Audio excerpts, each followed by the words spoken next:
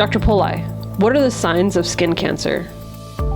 So signs and symptoms of skin cancer go back to the good old-fashioned ABCD criteria that we've talked about for years.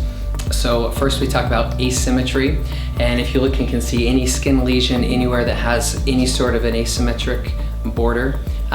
B goes right along with that. C is for color. In this case, anything that's kind of a light brown or something that's reddish and then suddenly goes changing, or if it has any color variation within it. D is for dimensions. Usually we say anything up to 1 centimeter can be safe, but not always the case because we'll often see some lesions smaller than that. And then lastly, E, which is evolution. And if you start off with a lesion that starts as kind of something small or seemingly insignificant, and then it slowly grows, changes, or even worse, rapidly changes, then it's a concern. If any of the other symptoms, we'll always talk about like bleeding, crusting, scabbing, scaling, specifically pain. If any of those occur, then it's definitely a concerning something, and the likelihood of it being a skin cancer is dramatically increased. How do I get skin cancer? Good question. So you get skin cancer typically from sun exposure, but that's not the only way you can get it. Talking about the sun exposure, it's usually repeated heavy doses of sun exposure in your younger years. So it can even be those kids that are preteen, teenage, into your 20s. The problem being you don't often see the skin cancers develop until you're into your, depending, 30s, 40s, 50s, 60s, 70s, 80s, and by then the damage is done, and it's really from decades earlier. Also, we'll talk about things like immunosuppression. We see an increased risk of skin cancer in patients that are on chemotherapy or have any sort of immunosuppressive disease. Also, there are some genetic components to it. There's some family history, syndromes, etc., that raise the likelihood of getting certain skin cancers, melanoma specifically, but those aren't quite as common. So big picture, if anyone asks, the real answer is sun exposure, UV exposure, etc. What are the different types of skin cancer? So regarding skin cancer, it's not just the actual cancer itself. Remember, we're going to talk a little about the benign lesions that can precede it, because they often can degrade into skin cancer. Anything from a melanocytic nevus, which is kind of like a mole, or a fibroma, or little angiomas, little red spots, anything that looks totally benign, that's one of those reasons you keep an eye on it to make sure it doesn't go downhill. With skin cancer itself, there's really 3 types we talk about, and all of these are the common cutaneous malignancies: basal cell carcinoma, squamous cell carcinoma, and then malignant melanoma. Each of those have their own subtypes, and they're kind of in that order as far as degree of severity. So basal cell carcinoma is the least aggressive, least severe. It doesn't usually cause any distant spread, whether it be to brain, bones, liver, etc. It just erodes and causes problems right there. There's different subtypes: superficial, nodular, etc., etc. The more aggressive the subtype, obviously the more aggressive the treatment needs to be. With squamous cell cancer, they usually are more superficial, but they can spread through lymph nodes. Specifically, you can also have perineural invasion and spread. So that's let's treat it quick while we got it, even if it's an in situ disease, not a true squamous cell carcinoma. And then lastly, malignant melanoma.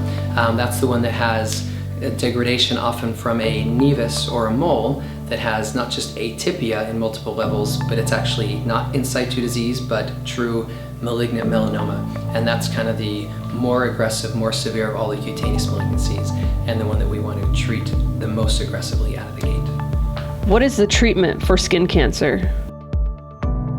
Treatment for skin cancer kind of varies. It can be anything from do nothing and just play the observation game, watching to see if any of those A, B, C, D, E changes occur.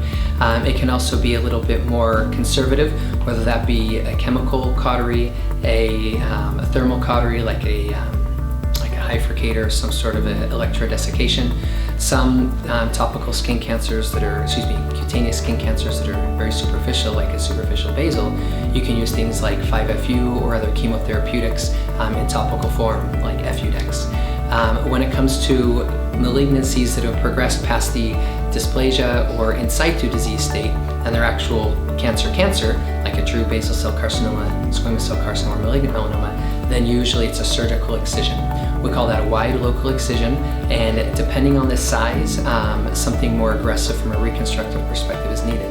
If it's in an area that's a really high stakes area, like in the nose, eyelids, ears, somewhere that you can't just cut and close easily, we'll often couple that with Mohs reconstruction, which is a dermatologic resection where we look for margin edges really close.